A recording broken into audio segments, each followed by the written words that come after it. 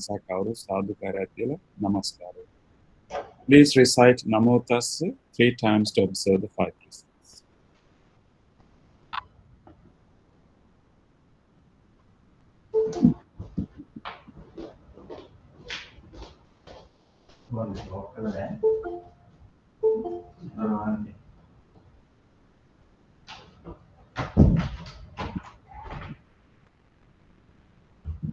Buddhang saranang gacchami.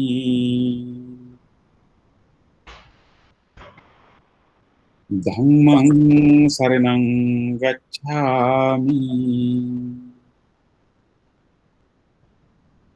Sanghang saranang gacchami.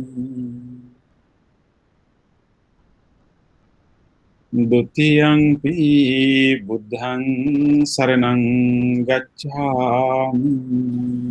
Dutiyampi buddhang saranang gacchami. Dutiyampi dhammang saranang gacchami. Dutiyampi dhammang saranang gacchami. Dutiyampi sanghang saranang gacchami. Dutiyampi sanghang saranang gacchami. Atiyampi buddhang saranang gacchami. Tatiyampi buddhang saranang gacchami. Atiyampi dhammang saranang gacchami. Tatiyampi dhammang saranang gacchami. Atiyampi sanghang saranang gacchami. Tatiyampi sanghang saranang gacchami. Panati pata veramani sikkhapadam samadhiyami. Panatipata veramani sikkhapadam samadhiyami. Adinnādāna veramani sikkhapadam samadhiyami. Adinnādāna veramani sikkhapadam samadhiyami. Kāmesu miccācārā veramani sikkhapadam samadhiyami. Kāmesu miccācārā veramani sikkhapadam samadhiyami. Musāvādā veramani sikkhapadam samadhiyami. Musāvādā veramani sikkhapadam samadhiyami. Surāmīre majjapamādattānā veramani sikkhapadam samadhiyami. Surāmīre majjapamādattānā veramani sikkhapadam samadhiyami. Tisaranena saddhiṃ pañcasīlaṃ dhammaṃ sādhukaṃ surakkitaṃ kattvā apamādena sampādē tabbaṃ. Samantā cakkavālesu atrā gacchantu devatā saddhammam munirājassa sunantu sagga mokkhadan Dhammasavana kālo ayam vadantā.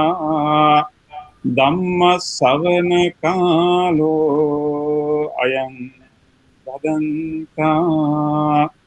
Dhammasavana kālo ayam vadantā.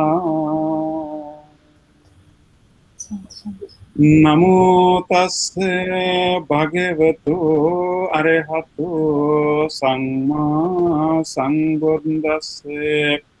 Namo tassa bhagavato arahato samma sambuddhassa.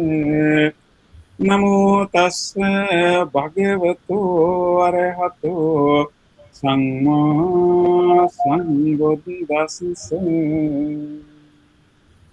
Disodi sangyang tang kaira veri vapana verilang micha panihitang duksitit tang Teya sonang tato kare.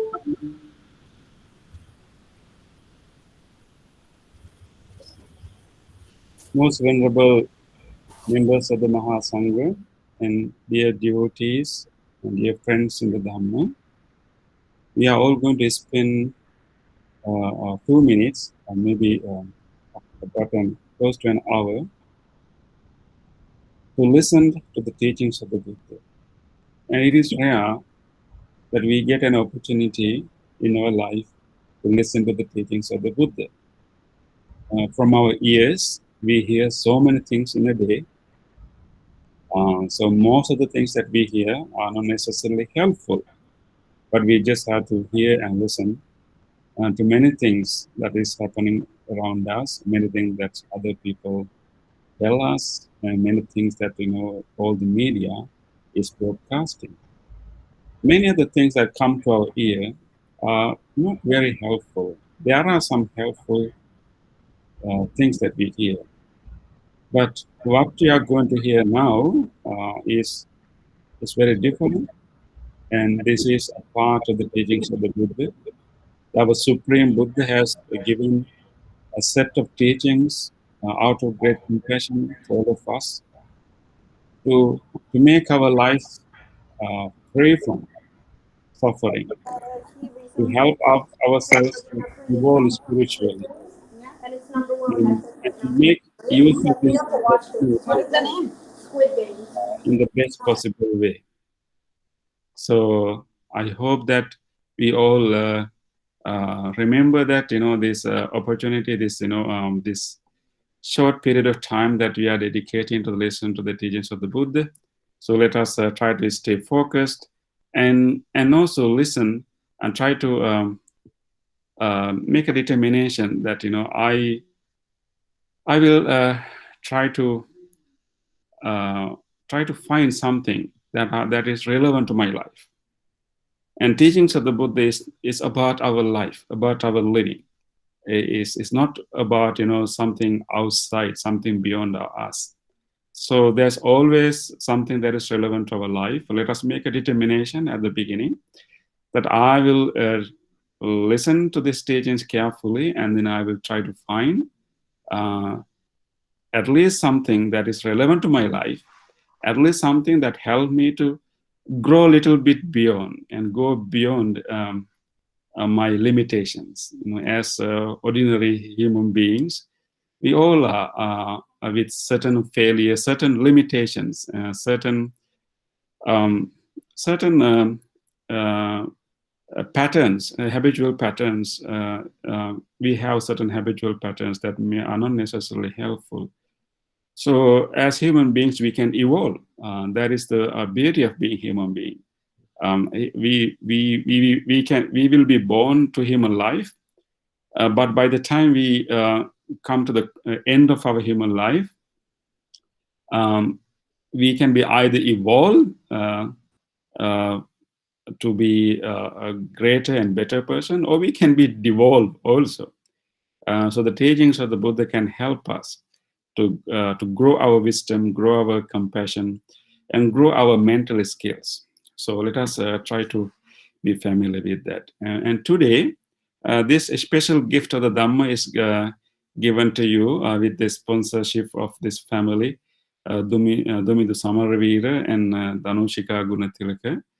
And so they want to celebrate their son's first birthday, Devin Samaravira, and I think this is a great moment, and we all want to extend our blessings to Devin, and at the end of Dhamma Desana, we can all do a blessing chant or pirit for Devin, and I think this is a very thoughtful thing to do to help many people to listen to the Dhamma in celebration of this beloved son's birthday.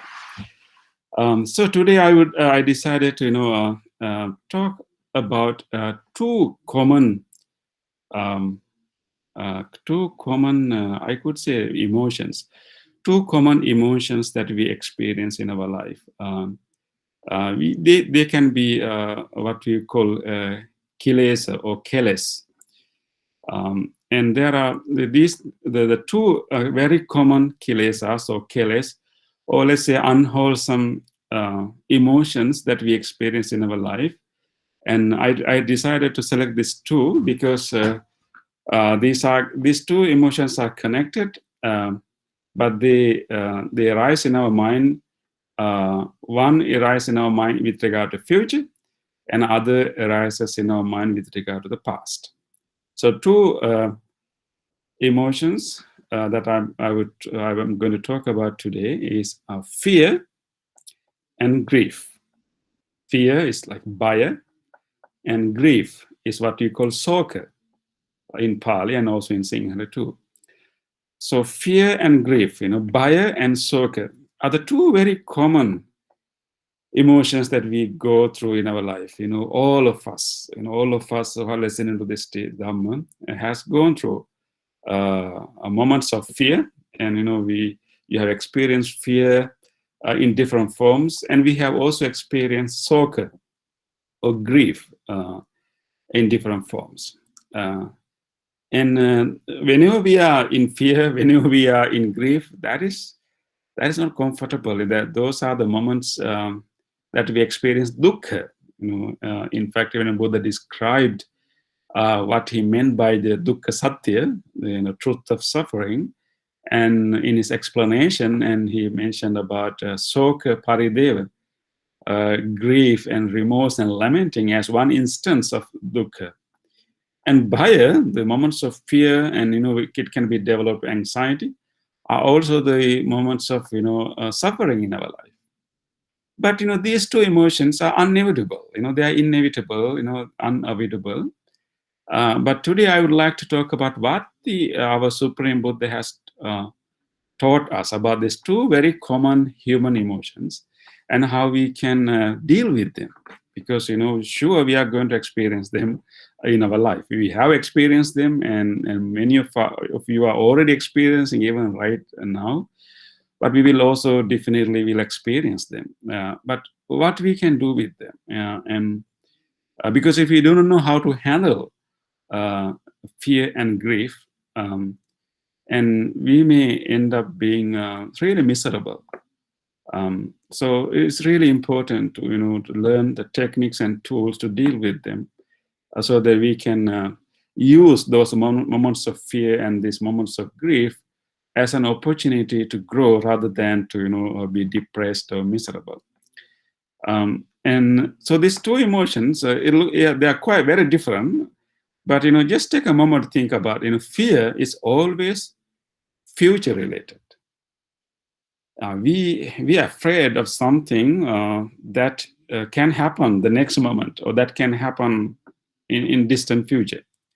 So we experience fear about something that has not happened yet, but that can happen in future. So it's always future related.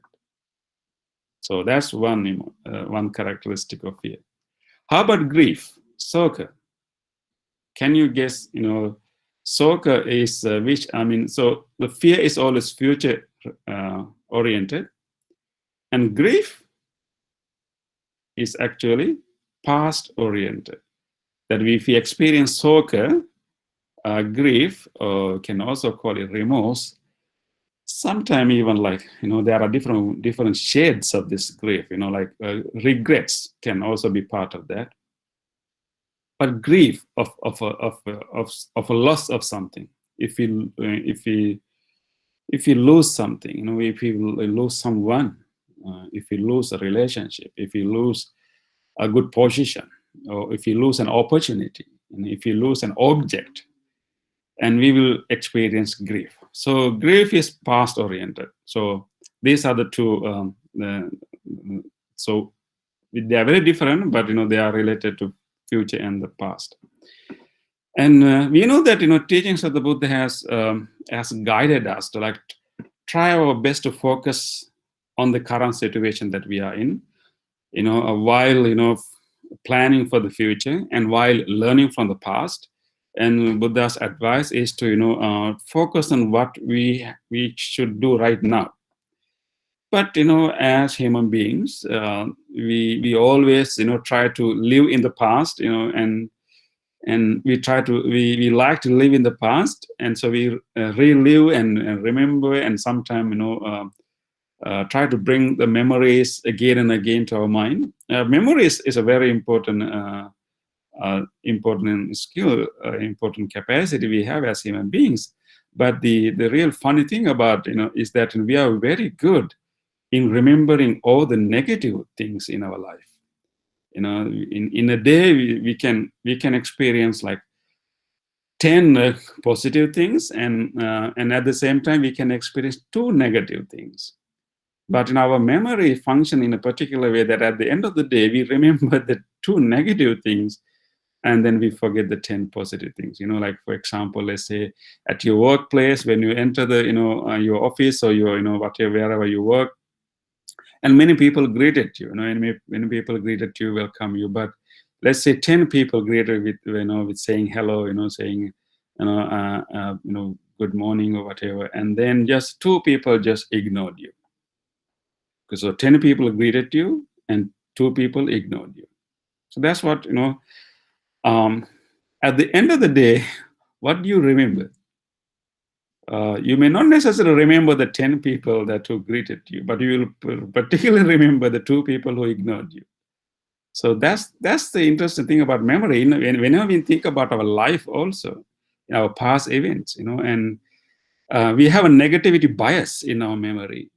And therefore, whenever we are thinking about our past, and we, without our knowing, unconsciously, our negativity bias will select memories, and all the negative memories. We will remember good ones too, but mostly we remember the bad ones, and then we develop grief as a result of that. So based on our biased or selected memory, and we develop grief. And then for future, fear is also the similar emotion like that. So based on our past experience, we project the future. We project about the future, and based on what is the immediate circumstances, we interpret what's going to happen in the future. And if we realize that there's a threat, if we interpret that there'll be a threat, there'll be a loss, there'll be a danger, and we experience fear. But remember that both fear and grief are not negative when they are in the initial state. Particularly fear. Fear can be harmful when fear developed into a level of anxiety or constant fear. But before that, fear can be very useful emotion. Actually, the reason that we experience fear is to help us to survive. And particularly, it's very common, very natural that we experience fear for immediate threat. And let's say something is falling towards us, and then some vehicle is coming in our direction, and definitely, we experience fear. Our body will prepare ourselves. We will jump, with a strong power, So, and let's say you touch some, hot surface, and the fear will arise, and you will get an extra energy to, move away from that place. So fear, in that sense, is kind of helping us to survive. It kind of sends us a signal, and fear is actually at the primary level is a helpful emotion that can indicates us that indicates that we should pay attention to something. So it can help us a lot in that sense. But even in the teachings of the Buddha, Buddha described like some kind of fear, that fear of our wrongdoings.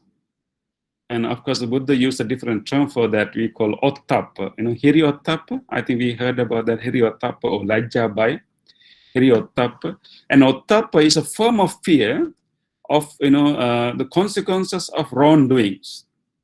And if we engage in unwholesome behavior, unkind behavior, harmful behavior, and there'll be repercussion, and that's not going to help me, there'll be danger for me in future. So when we have that kind of awareness, in that sense, so in that kind of fear, it's really helping us. It motivates us to do something good. it motivates us to come out from our laziness. And particularly when we are meditating, the meditation teachers instruct the meditators to focus on the danger of the samsara.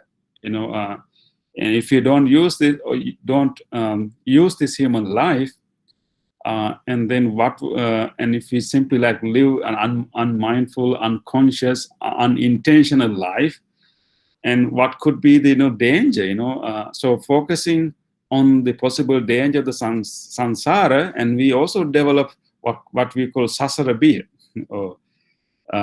And so that can motivate us. That can motivate us to commit our spiritual practice, to observe our precepts, follow our precepts, our sila, and to engage in meditation and learning the Dhamma. So in that sense, fear is something that can motivate us to do something, something useful. But what is the problem occurs is that when we unnecessarily project, unnecessarily imagine the worst in our mind and start to experience fear. So there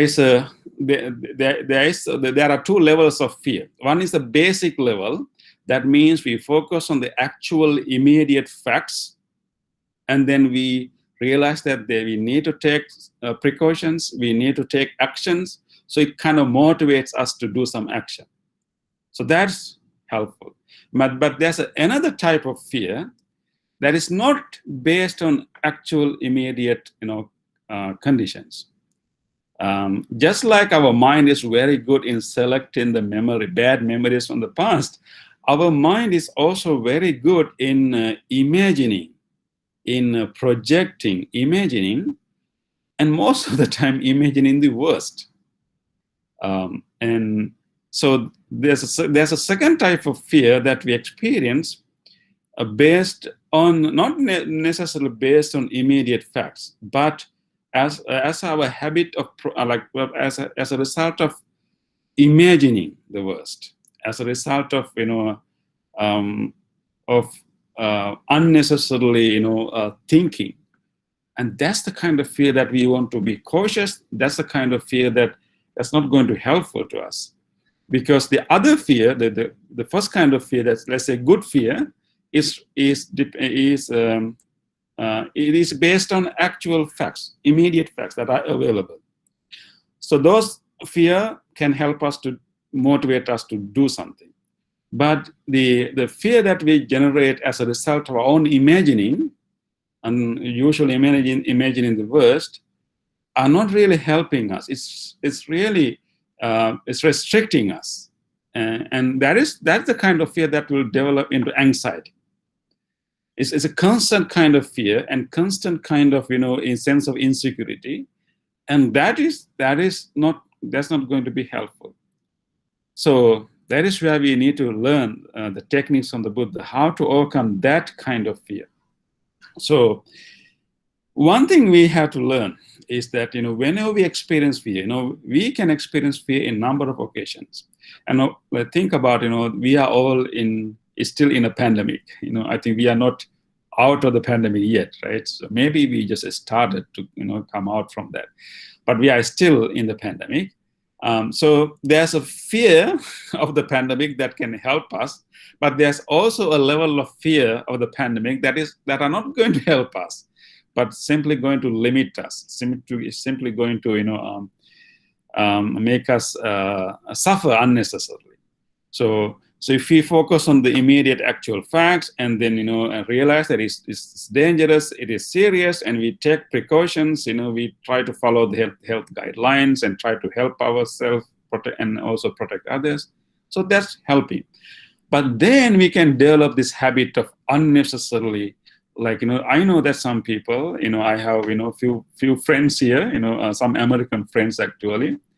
They are following all the news items about the pandemic, and they are collecting all the facts, the danger of this virus. They will read the blogs about this virus and listen to all the kind of news, and then they develop such a strong sense of anxiety, and they don't feel like going out from the home. They don't really see any end of this pandemic, and they feel like that they are all kind of stuck, and they are unnecessarily suffering. So it's really difficult. It's really tricky for us to distinguish the kind of appropriate, helpful kind of fear and then unnecessary fear.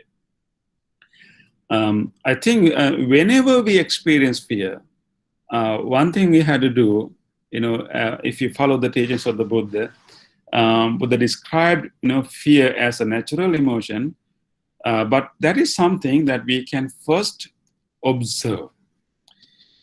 This is an interesting exercise because whenever we feel fear and anxiety, there will be a change. There will be a change in our physiology. Do you remember, that you got really afraid, experienced real fear in recent time? Maybe you are just about to, meet with an accident, or maybe, I don't know, maybe you feel like, you are going to lose your job. Maybe. I mean, I had, some experience of fear recently, actually. I was in Philadelphia, and then I want to come back to Pittsburgh. That day I decided to take the bus to come to Pittsburgh, and I missed the bus by 5 minutes.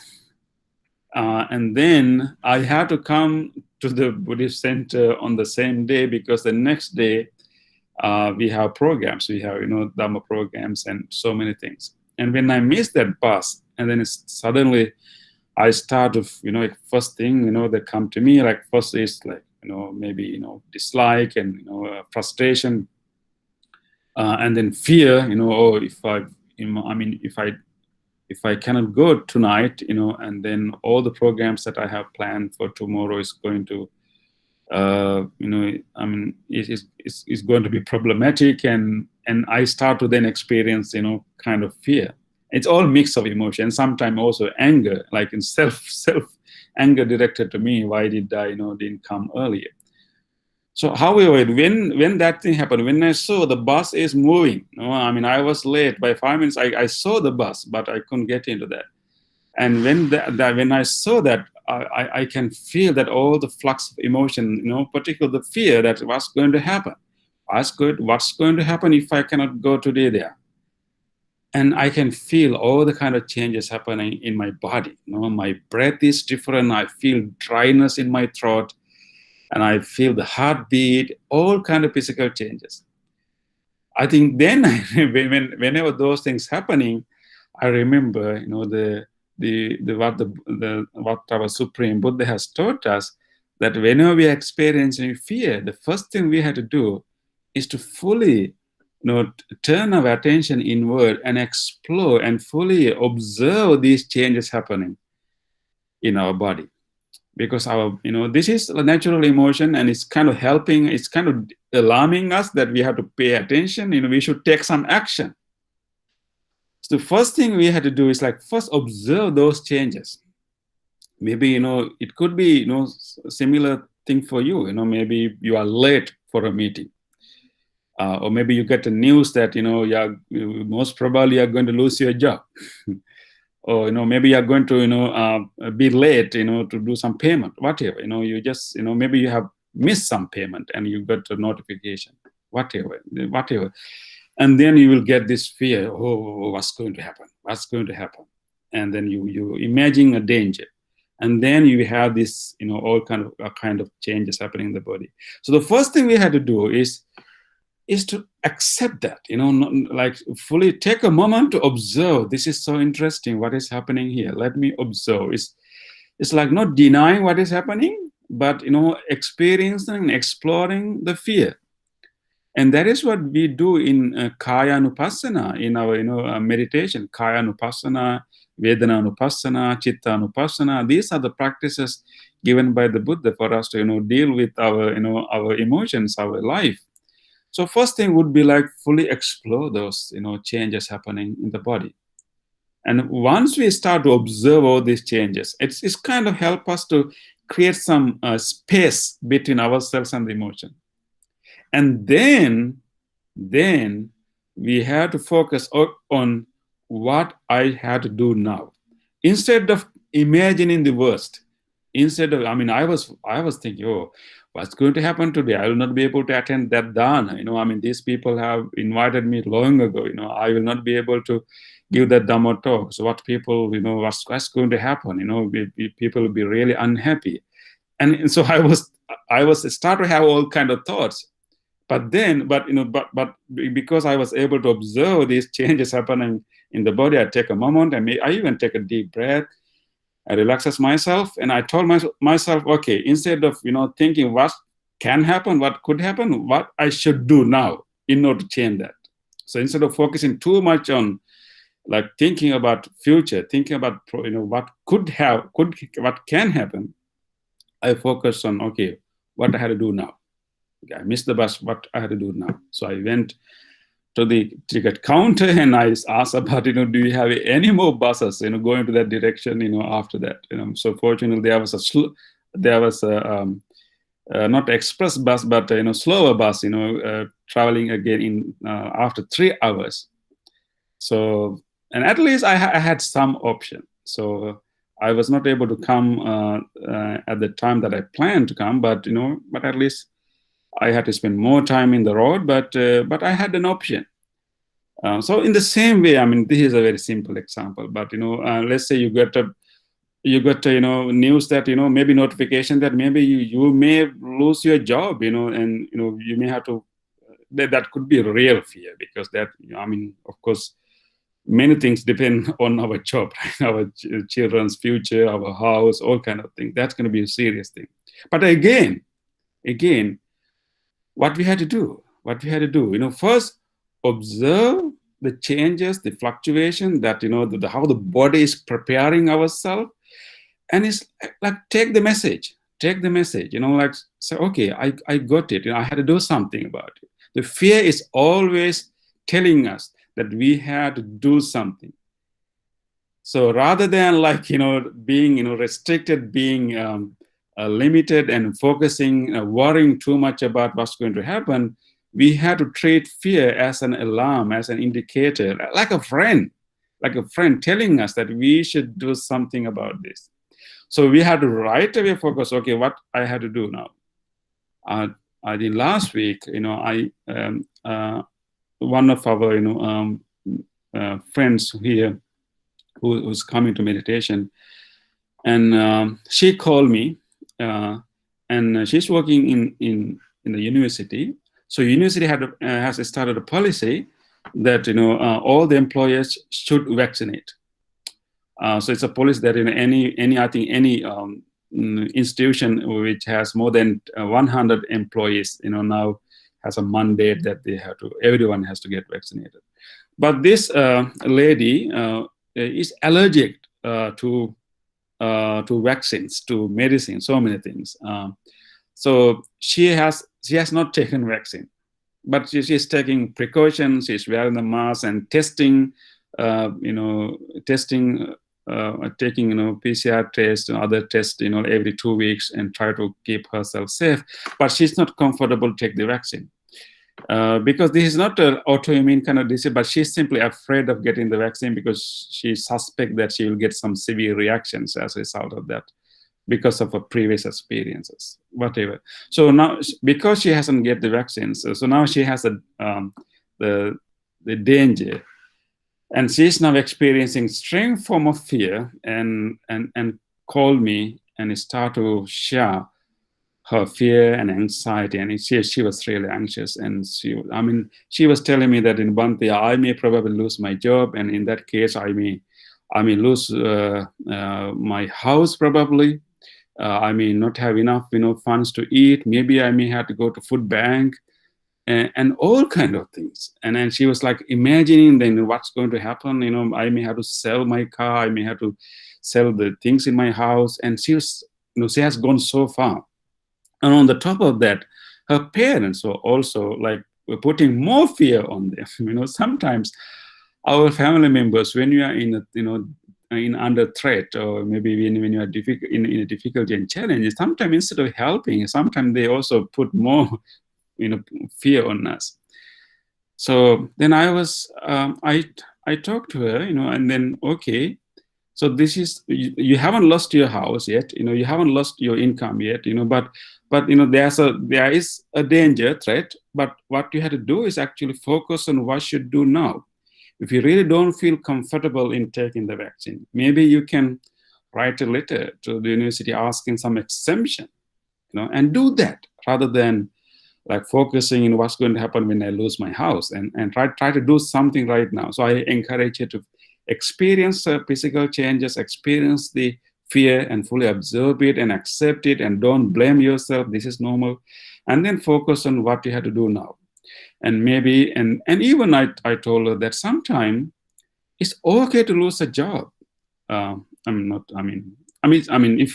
we have to lose, if you have to, it's okay, because there are so many other opportunities. Of course, in countries like this, you have more than one way to do other things. I told her that, sometime, if you lose job, but it's also not the end of the story. There could be so many other avenues.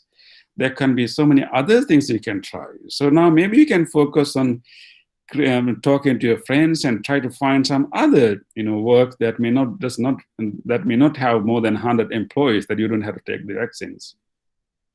And then so sometime I told her that that losing something is actually creating an opportunity for some better thing. And we need some kind of challenges for us to go beyond our comfort zones. So it's losing a job is not necessarily a bad thing. It's not necessarily, ruining everything, even with any other thing. So we can rethink and then try to focus on what we have to do.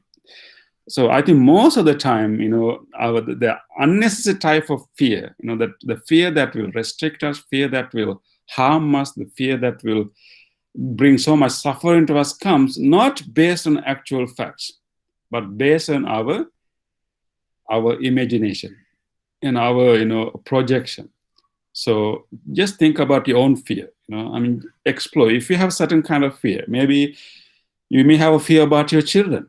You think that, okay, what's going to happen to them? If it doesn't pass this exam, what's going to happen? You may have that kind of fear. You may have fear about your parents, and you may have fear about so many other things. It's okay and natural, but try to reevaluate. Are these fear are really the things that it's based on real facts, or am I think a little bit too much? Or are these changes that if those things happen, let's say if my child did not pass that exam, is it going to be the end of this story? Can there be any other ways that this child can make his life successful? So we had to just take a moment to think about that. That most of the time our fear is as a result of our unnecessary imagination.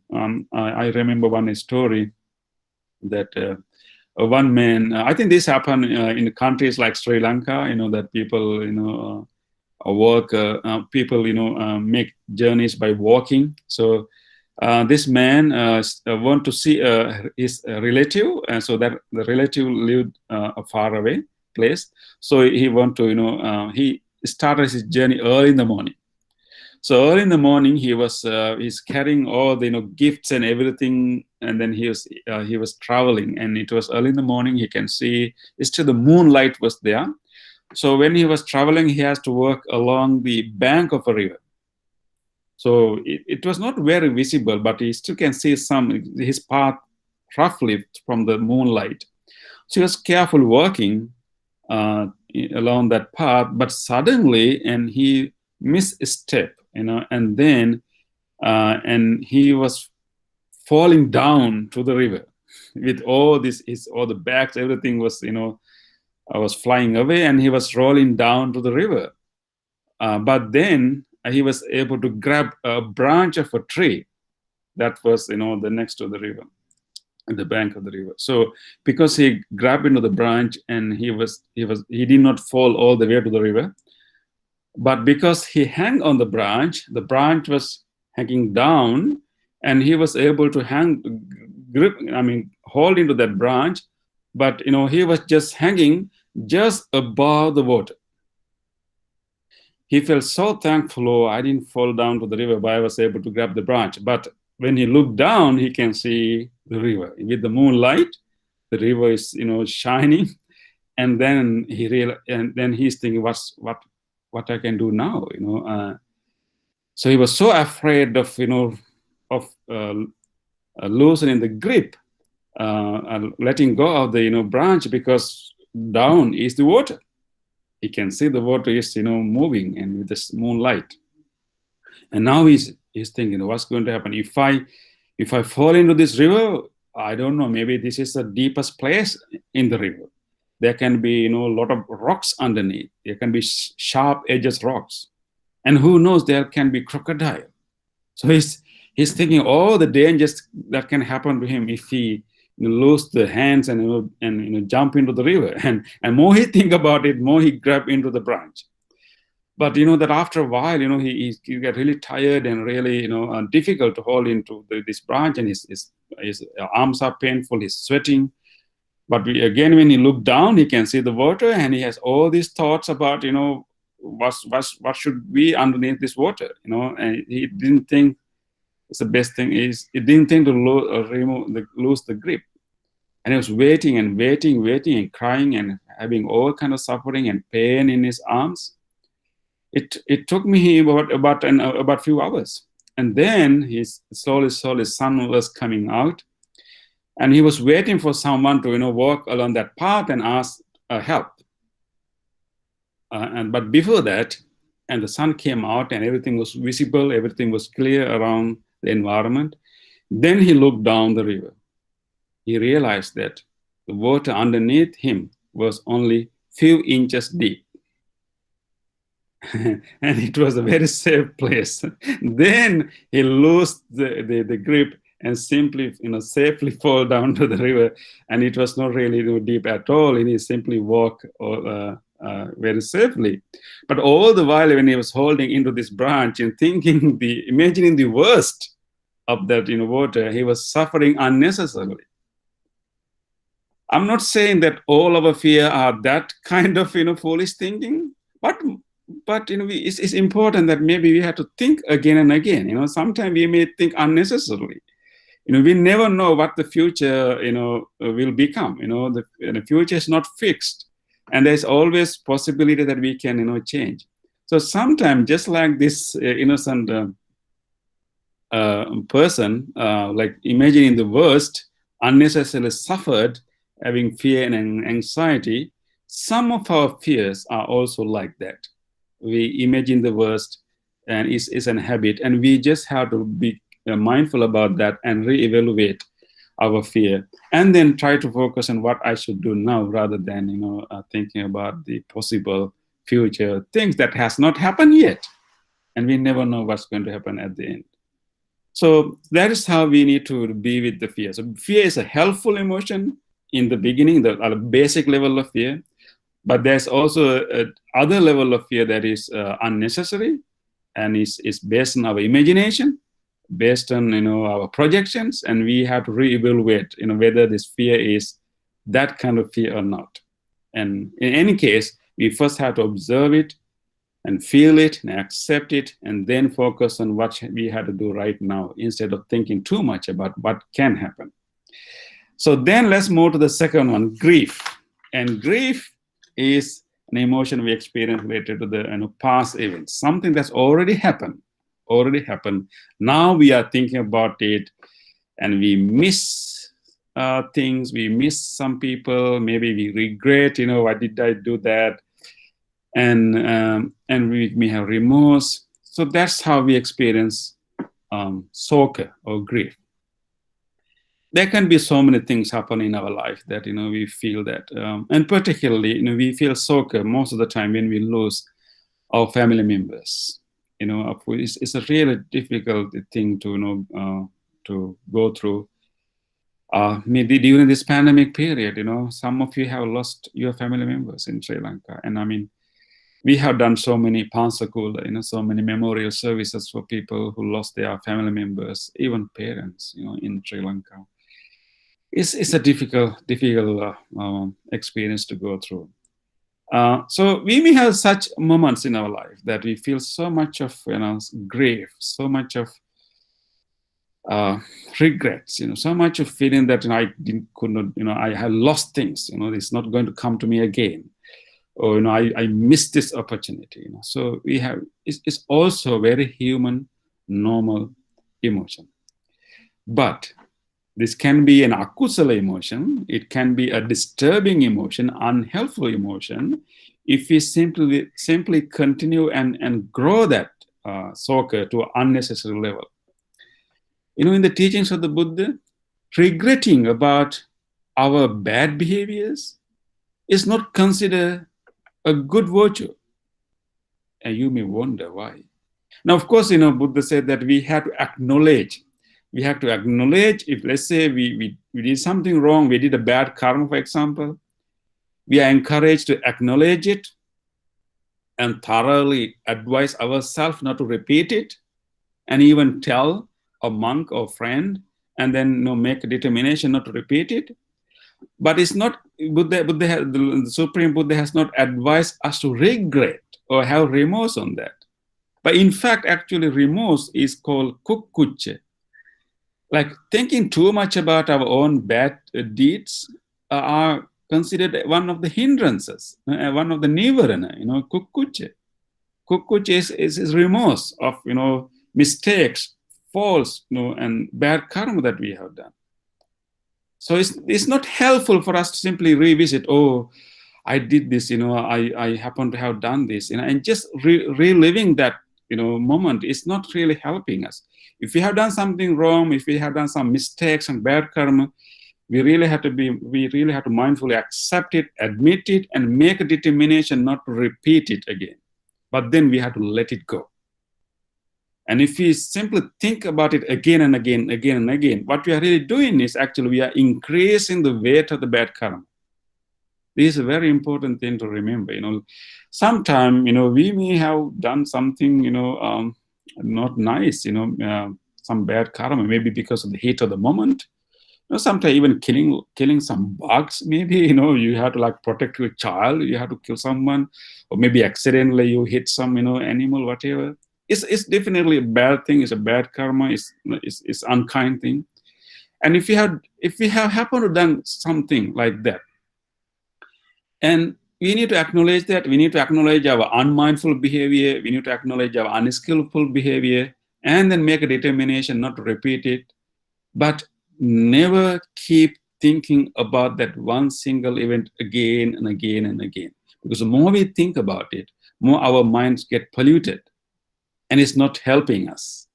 It's not helping. It's called kukkucce. It's really important that we take a moment to realize the wrongdoing and acknowledge it and determine not to repeat it, but not necessarily regretting and revisiting and worrying about it. Worrying about our mistakes is not helping us, and our Supreme Buddha has not encouraged us to do that, because in some religious traditions, repentance, is considered a kind of virtue.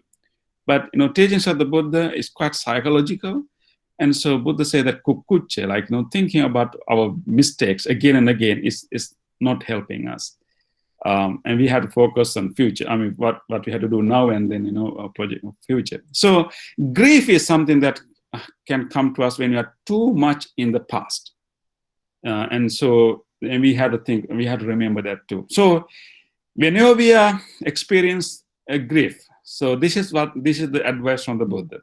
First, just like in the case of fear, when we experience sokha, some kind of grief, some kind of loss that we had, and first we had to observe that. The sokha, the grief is always heavy.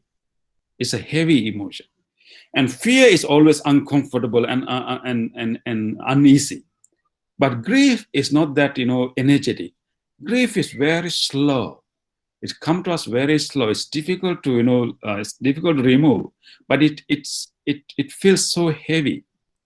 So we really have to observe it and feel it and examine which part of the body is related to fear.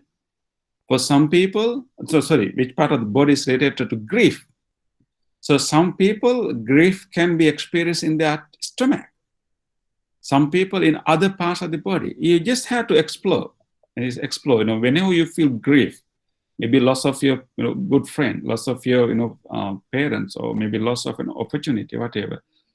And try to, whenever you remember that, when you experience that shock and grief, just explore exactly which part of my body is felt not normal. These emotions are always related to the body. So the Buddha has asked us to start from Kaya Nupassana. I start from exploring the body. So we had to take a moment to explore which part of my body is like having that weight, having that heaviness of the feeling, and you fully observe it and experience it. And you can use your breath, temporarily relax your body. Take a deep breath and relax. And then the next step is actually, Buddha said that the best way to get rid of grief is gratitude. Gratitude. Let's say that you feel shock, you feel grief because you lost your family member, or let's say a parent, and you feel grief so much about it. Whenever you feel that grief, observe that whole experience and feel it, and then quickly think about, instead of focusing the loss of that parent, focus on the fact that you had such a great parent in your life. You had such a great family member in your life. You had such a great person in your life, and feel grateful. When we experience grief, that means that we still want that person. We still feel that it is, that you still want some more from that person. That is why we feel grief. I still want that person. I still want some more things from that person. If it is regarded to your parents, think about that. My parents have dedicated so much towards me. They have done enough. They have done enough.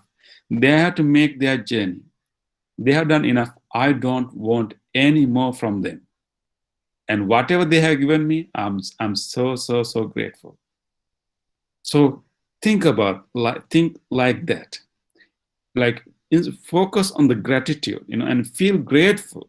Feel grateful for whatever time that you had with that people, whatever the gifts that you got from that people. Just feel grateful for that.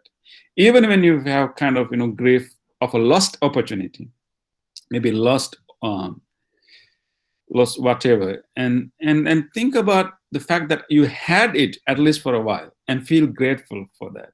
So gratitude is the antidote for grief. So instead of focusing on the loss, we can focus because usually we experience grief for the things that we had once. We had some things for once, for some time, and we don't have it now. So then we feel grief. We miss them, or we feel grief. That means that we still expect those things to, we still want them more. But instead of wanting them more, feel grateful. Feel enough, that they have given me enough, and that is enough for me. And feel grateful, and then we can focus on the new other opportunities in our life. So these are very common emotions. You will definitely experience these emotions, fear and grief, in your life. And then I hope that whenever you experience these emotions, use these moments as opportunities to practice the Dhamma. These are very basic human emotions, and we experience them. They are useful at their primary basic level, but they are not going to help us when they are growing to a higher degree. And that is why we need mindfulness to observe our bodily changes, and then replace these thoughts and reevaluate our thoughts. And in the case of fear, focus on what I had to do now and do something instead of thinking. Don't let your mind to do the work, and just do some action that can help you. With regard to grief, instead of having grief, try to replace it with gratitude and feel grateful and deeply feel thankful. That can help us to get rid of the fear. And of course, we will not be able to get rid of fear or grief at once, but these are the tools that we can practice again and again, and then gradually we will be good at them. So at the end, we'll be able to live a life. We still experience grief and fear, but not to the level that they will disturb us and they will develop more akusala karma for us, and they will not develop more suffering and dukkha in us. So Buddha said that, I uttered a stanza, a gatha. Buddha said that a misguided mind can do a harm to us that no enemy or no angry person can do to us. And you know that, if you have enemies, if you have angry people, and they can do some harm to us. But Buddha said that misguided mind can do a greater harm to us than an enemy or angry person can do to us. So fear and grief are two such things that can do a greater harm to us more than an enemy or angry person will do to us. That is why we need these teachings from the Buddha, the mindfulness, and then antidotes to get rid of this fear. So I hope that next time when you experience fear and grief, sure, you will experience them, but try to practice this. And this will be an opportunity for you to practice the teachings of the Buddha. So with that, I will end the sermon, but maybe we can have some time for discussion. So if you have any questions from the things that I just said, or if you like to know a little bit more about fear and grief, please ask right now. So please feel free to unmute your mic and ask the question. I think we also have a chat option here, and if you don't feel comfortable to say, you can also type it and send me a chat. That is one good thing about this new technology. So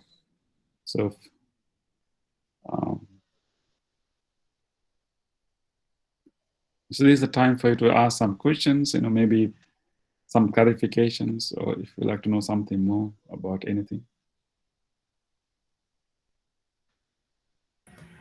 Teruvan Sarana Swami Wahanse, Avasarai. You can hear me, right? Can you hear me, Swami Wahanse?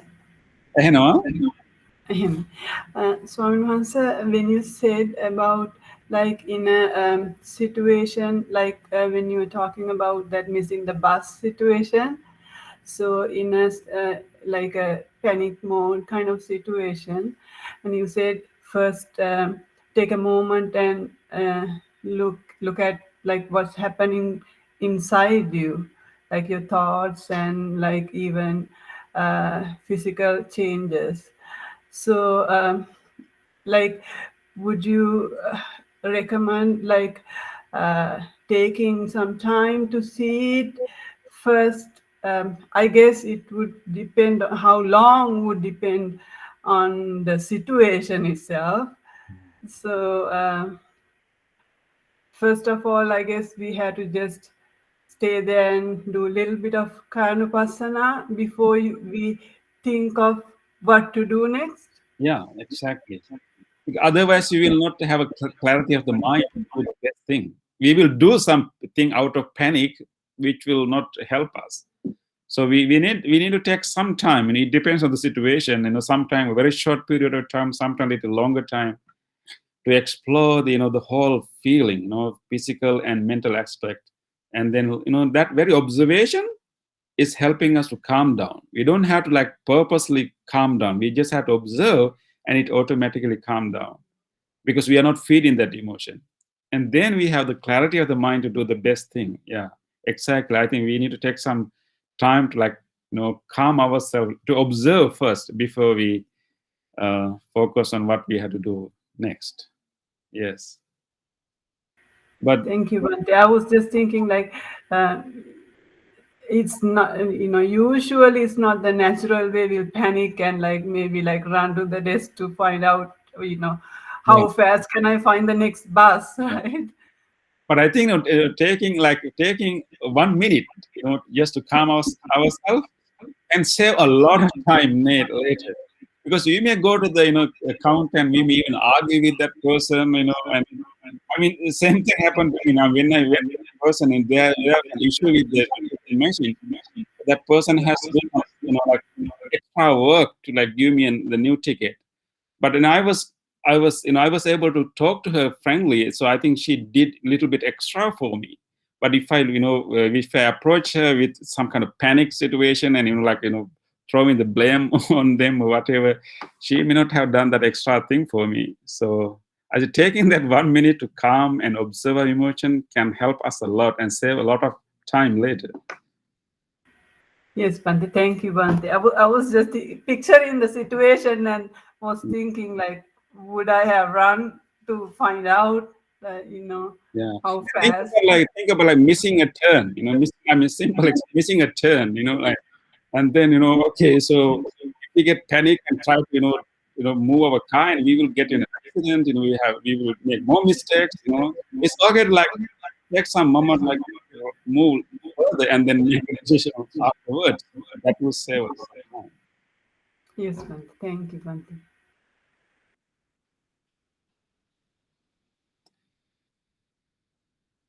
Any other thoughts or questions?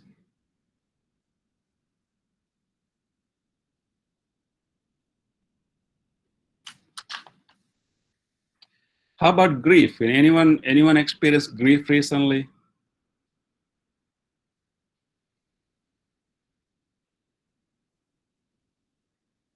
And don't be, don't feel, judge. I mean, we all have our griefs. That's very human. We just have to be smart a little bit to like, overcome them.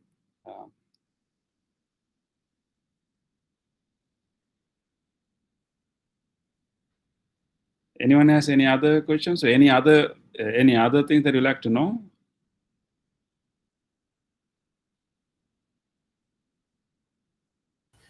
We can talk.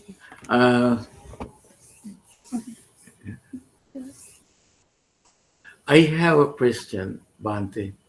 Oh, yes, I can hear. Yes.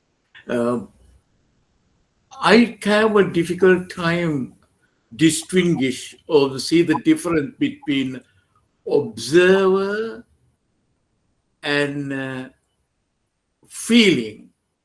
Feeling and observer are two different things. How do they connect? Like I can feel things and then I observe, means I understand the feeling. How does it go? Yeah. They are very connected. I think, of course, here we have some limitation with the language, because sometimes we may use the same language to mean a little bit, different things.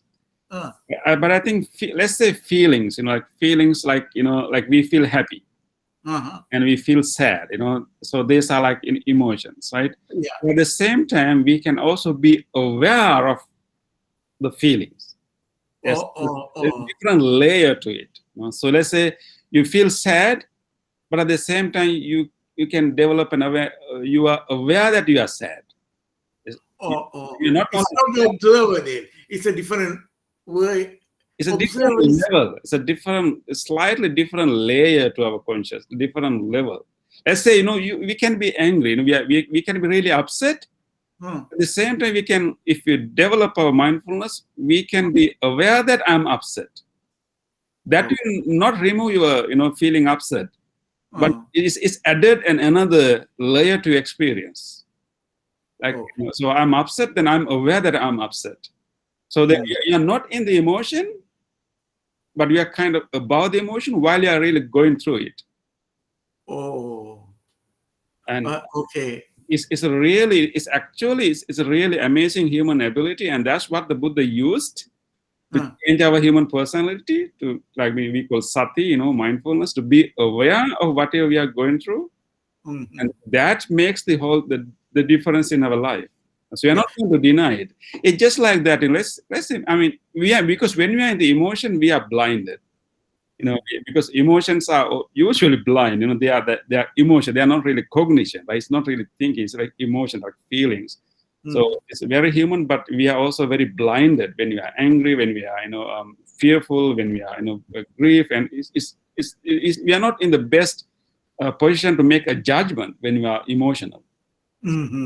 Overwhelm you in a way, Yeah, right? overwhelming, it's heavy, you know. Yeah, there's a certain level of blindness there. But when we become aware that, you know, I'm sad, but I'm also aware that I'm sad, Yeah. and that very awareness gives us a kind of safe cushion, not to, like, you know, make decision at that time, not to even say things and do things, and take a moment. Instead of reacting to that emotion, we are kind of observing it. And it is like, you know, it's like, you know, we have clouds. On the above the clouds we have a sky. So when we are feeling, we are like clouds, and we become aware of our feelings. We are aware that I'm sad and I'm angry. Still the clouds are there, but we have jumped to the sky. So thank you very much. That's a good analogy. Thank you. Sadhu.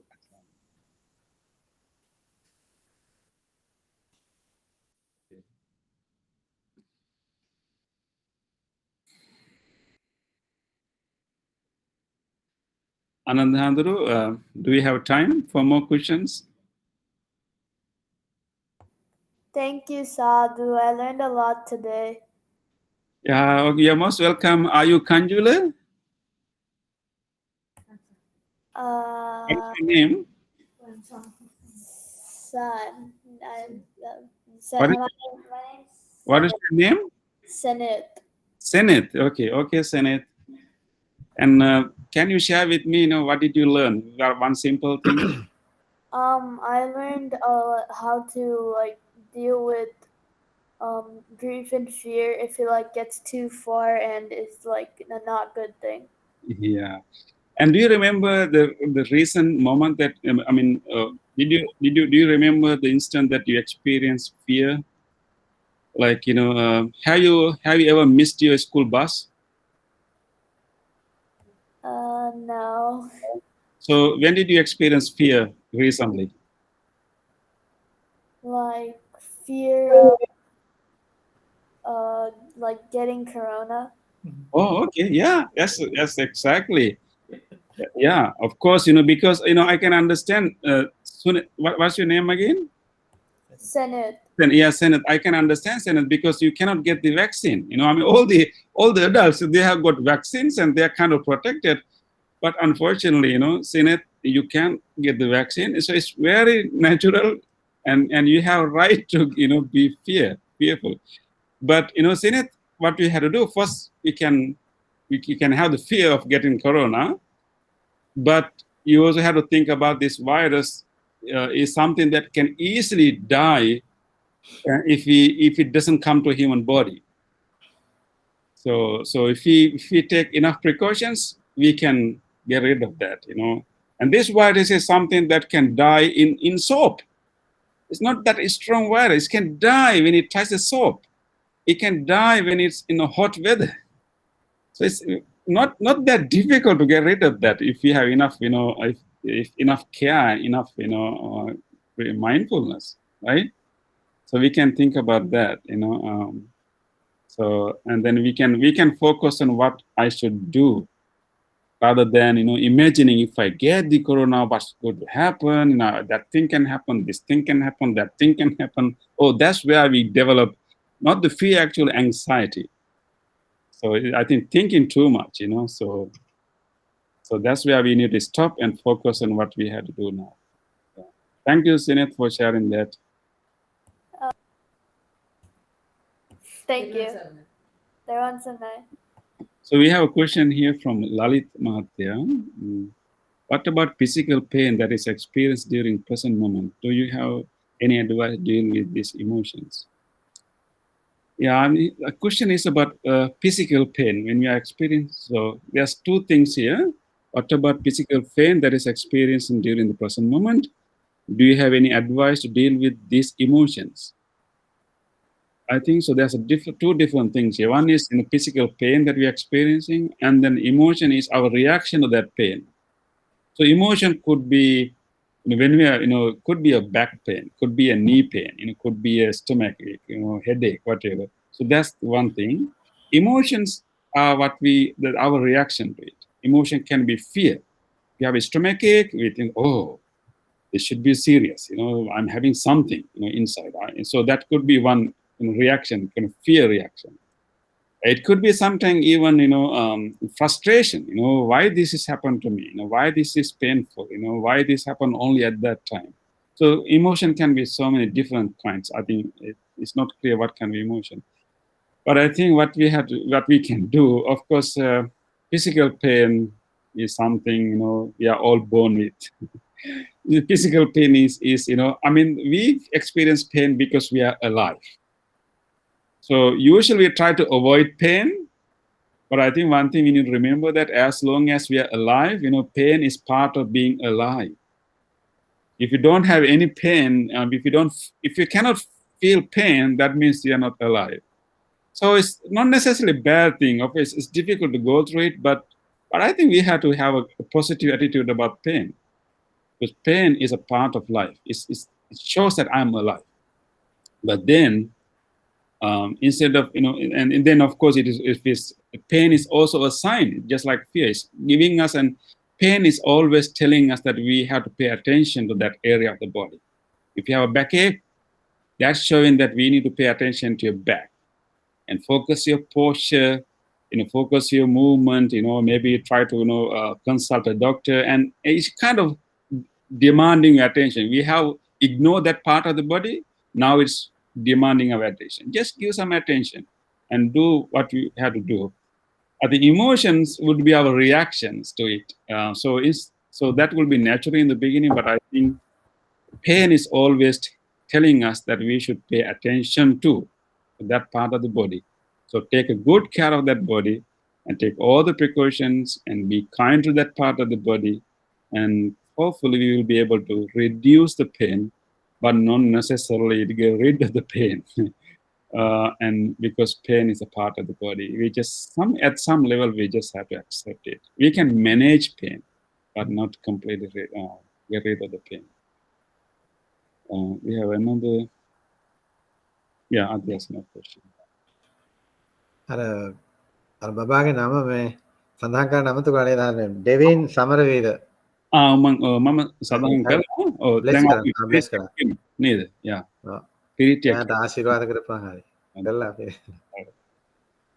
හොඳයි, එහෙනම් මේ හැම දිනකටම ගොඩක් පිං ධර්ම දේශනාවට සහභාගී වුණාට අද මේ හැමෝටම මේ ධර්ම ශ්‍රවණය සඳහා සහභාගී වෙන්න ලැබුණේ. අපි දුමිඳු මහත්තයත් ධනුෂිකා නෝනත් තමන්ගේ ආදරණීය පුතුණුවන් දෙවින් පුතුණුවන් වෙනුවෙන් සිද්ධ කරපු මේ ධර්ම දේශනාව 10ක් ඇත්තේ දරපු නිසා අපි හැමෝම එකතු වෙලා දෙවින් පුතුණුවන්ගේ පළවෙනි උපන් දිනේ. ඉතින් ඒක හරි වැදගත් මොහොතක්. ඉතින් අපි ලංකාවේ නම් දවදා මාලිගාවට එක්කන් යනවා නේද? ශ්‍රී මහා බෝධීන් වහන්සේට එක්කන් යනවා, පන්සලට එක්කන් යනවා. ඒ වගේ අර දෙවින් පුතා වෙනුවෙන් මේ ධර්ම දේශනාව පැවැත්වුණා. අපි හැමෝම එකතු වෙලා ඒ පුතුණුවන්ට ආශිර්වාද කරමු. මේ අපිට මේ ධර්ම දානය දුන්න පිණින් දෙවින් පුතුණුවන්ගේ ජීවිතයේ ඉදිරි කටයුතු සියල්ලක්ම සර්වපකාරයෙන්ම සාර්ථක වේවා. හොඳ පුත්‍රයෙක් විදිහට මේ මනුෂ්‍ය ලෝකයට ප්‍රයෝජනවත් මනුෂ්‍ය ජීවිතයක් ගෙවන්නට දෙවින් පුතුණුවන්ට මේ ආශිර්වාදයේ හේතු වේවා. අධ්‍යාපන කටයුතු සෞඛ්‍ය සම්පන්නව සිද්ධ කරගන්න දියුණුවක් අභිවෘද්ධියක්ම මේ උතුම් පුණ්‍ය ශක්තියෙන් ලැබේවා කියලා අපි ආශිර්වාද කරමු. ආනන්ද හාමුදුරුවෝ මමත් මේ ධර්ම ශ්‍රවණය සඳහා සහභාගී වෙච්ච ඔබ හැමෝටම සියලුම දූ දරුවන් ඇතුළු හැමෝටම අපි ආශිර්වාද කරනවා. මේ උතුම් ධර්ම ශ්‍රවණ මේ පින්කමේ ආශිර්වාදිනුත් අපි මේ දේශනා කරන මේ පිරිත් ගාථාවල ආශිර්වාදිනුත් පුතුණුවන්ට නිදුක් නිරෝගී සුවපත් භාවයේ අනාගත අභිවෘද්ධිය ඒකාත වශයෙන් සැලසේවා. සුබම සුබ උපන් දිනයක් වේවා. උසස් වූ යහපත් වූ බෝධිසත්ව ජීවිතයක්ම දෙවියන් පුතුණුවන්ට ලැබේවා. අනිකුත් සහභාගීච්ච හැමෝටම උතුම් තුරුවන්ගේ සරණින් සතක් ශාන්තියක් ආශිර්වාදයක් සැනසෙල්ලක්ම වේවා. සබ්බී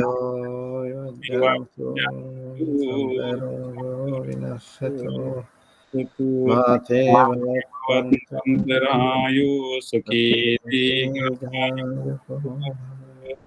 භවතු සබ්බ මංගලං රක්ඛන්තු සබ්බ බුද්ධානුභාවේන සදා සත්‍යේ භවන්තු තේ භවතු සබ්බ රක්ඛන්තු සබ්බ දේවතා සබ්බ ධම්මානුභාවේන සදා සත්‍ති භවන්තු තේ භවතු සබ්බ මංගලං රක්ඛන්තු සබ්බ දේවතා සබ්බ සංඝාන් සදා සත්‍ති භවන්තු